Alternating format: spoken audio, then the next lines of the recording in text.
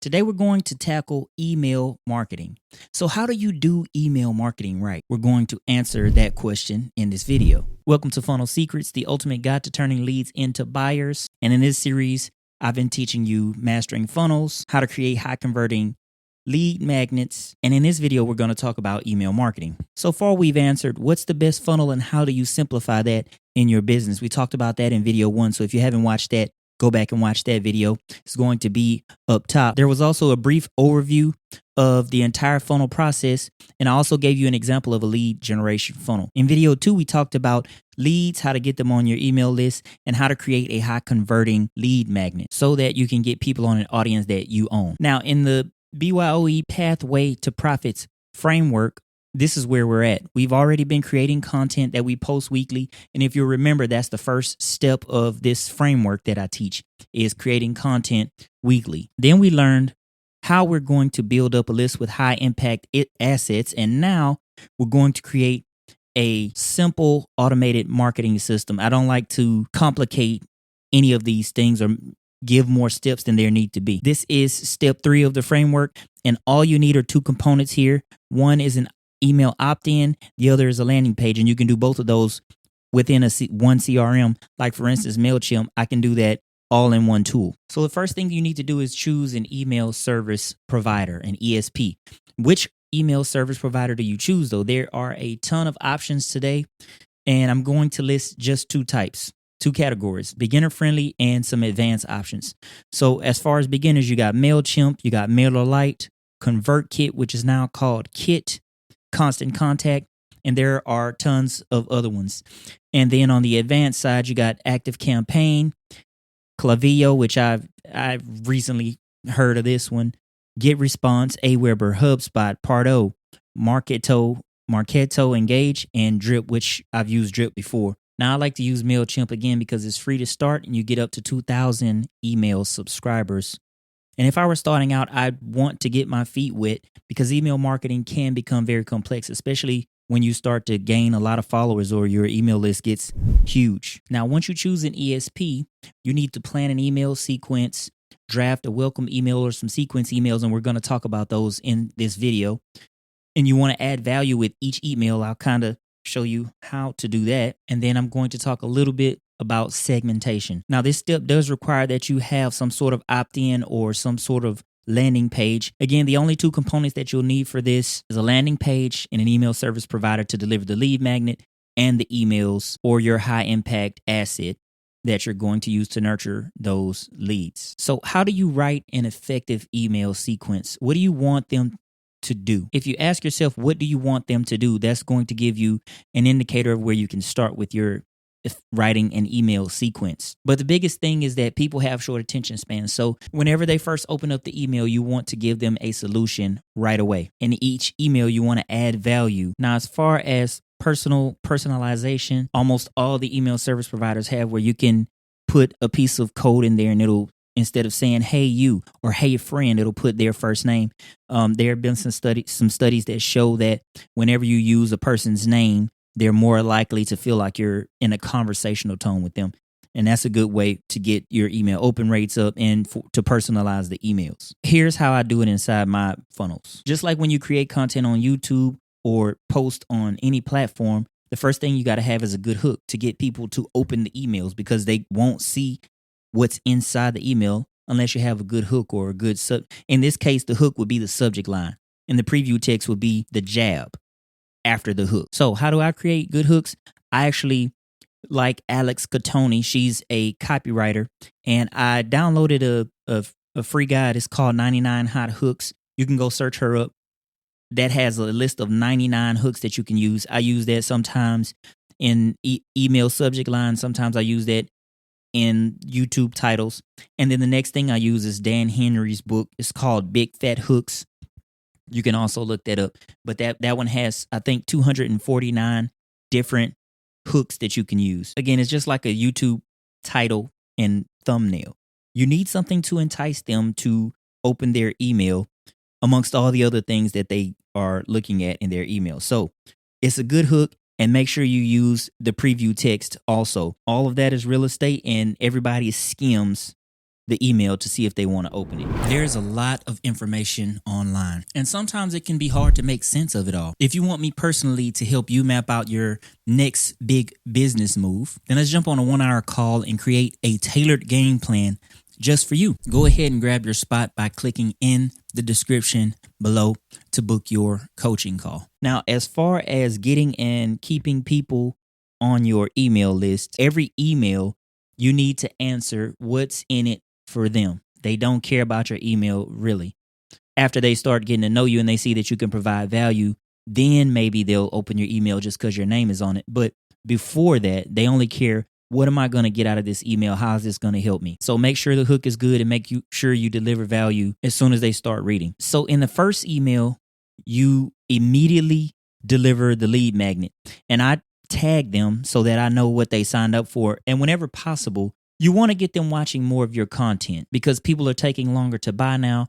And if you give them a link to some other valuable content and they watch it, then that just allows them to trust you more, to build more of a connection with you before you ask for the sale. When I tag them, now I know what they're interested in, and later I can retarget them with emails or more something else that's related to what they signed up for. Like if I want to run advertising to a promotional campaign for a product that's very similar to what they signed up for, then I'll just select all those people I tagged with a certain tag and send the email out only to them. That's how you do personalized email marketing. You're going to get higher open rates. You're going to get higher click-through rates. If you're selling a product, probably more sales, more than likely. Then I tell them what they're going to learn inside the lead magnet along with the download link and how it's going to benefit them in their life and their business. I always couple my emails sequences with a video. For instance, I have a video that teaches the framework, the BYOE Pathway to Profits framework that I use to help you build your business. So I mentioned that in the email.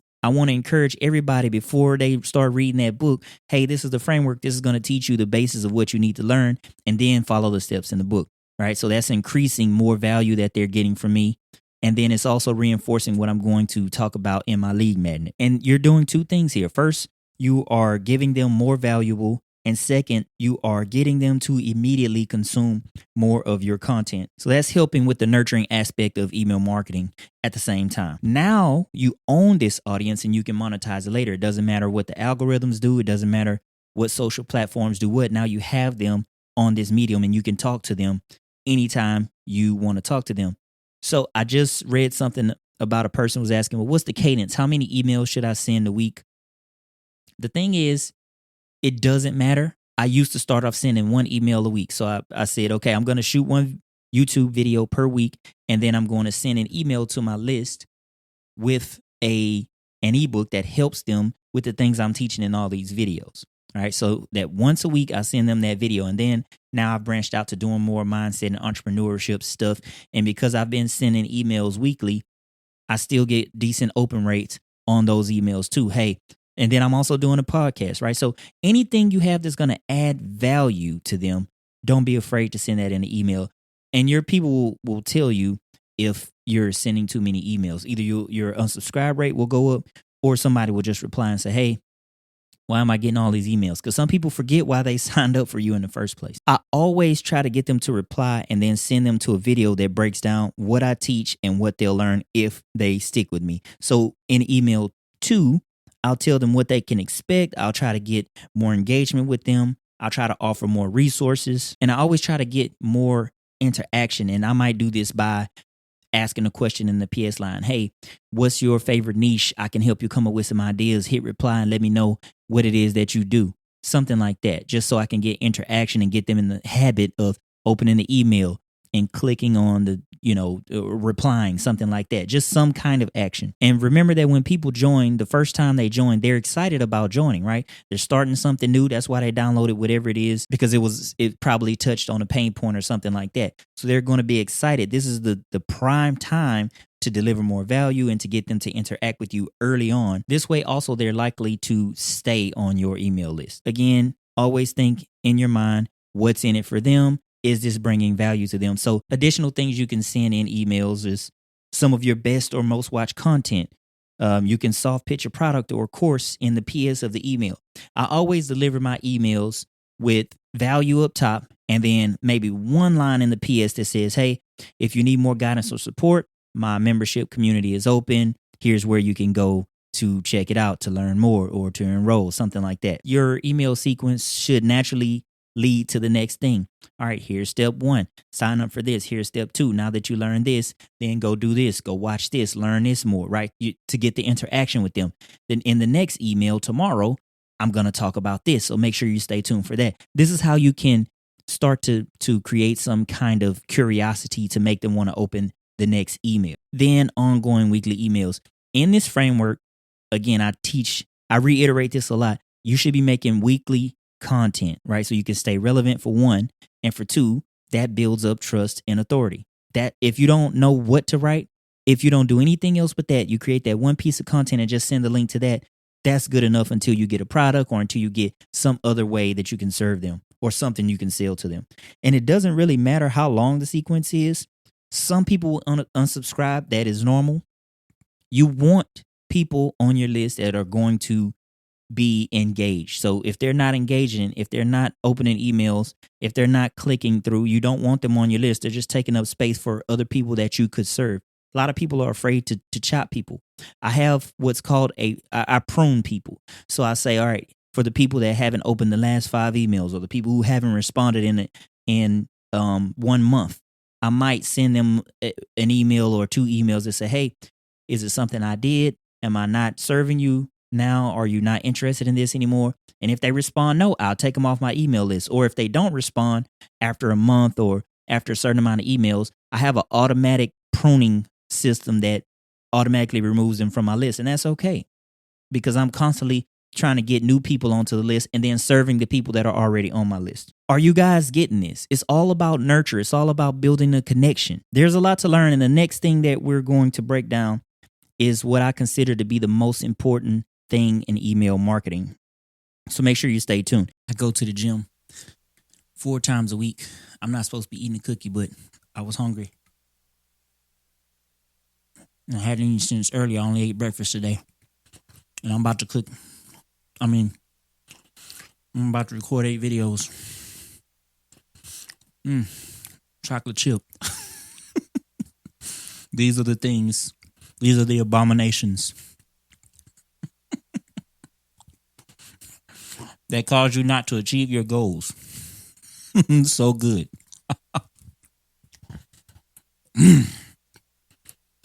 Means I have to hit the gym extra hard.